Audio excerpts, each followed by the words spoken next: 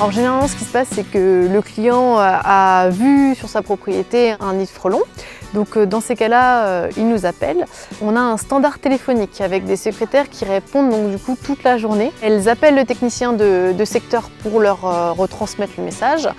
Et on fait une intervention rapide sous 24 à 48 heures selon le matériel demandé, selon l'espèce ou la distance.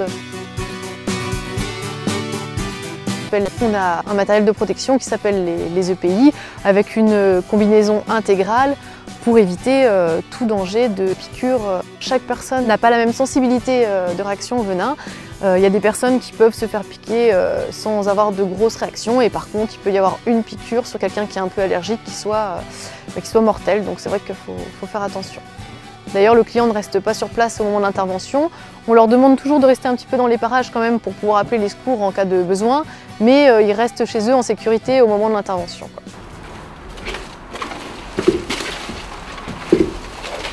Le technicien s'adapte en fonction de la hauteur du nid, comment il est situé, c'est variable. Les deux plus grandes techniques, c'est soit avec la canne, on peut intervenir jusqu'à 15 mètres de hauteur. Donc là, le technicien est au sol avec son équipement de protection et il arrive à transpercer le nid avec l'embout de la canne et à poudrer l'intérieur du nid.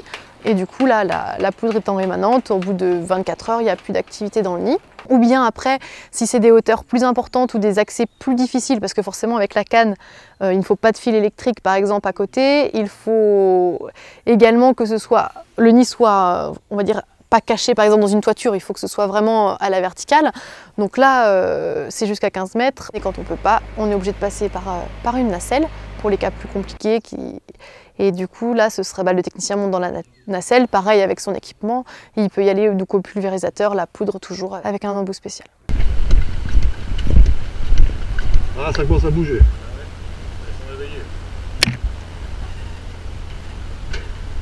Il faut savoir qu'il faut avoir des certificats qu'on appelle le certibiocide pour pouvoir utiliser les produits qui sont des insecticides pour les guêpes et les frelons. Donc il y a un certibiocide à passer. Une intervention est efficace même si on n'enlève pas le nid. Parce qu'effectivement, la poudre est rémanente, certains individus peuvent être en extérieur.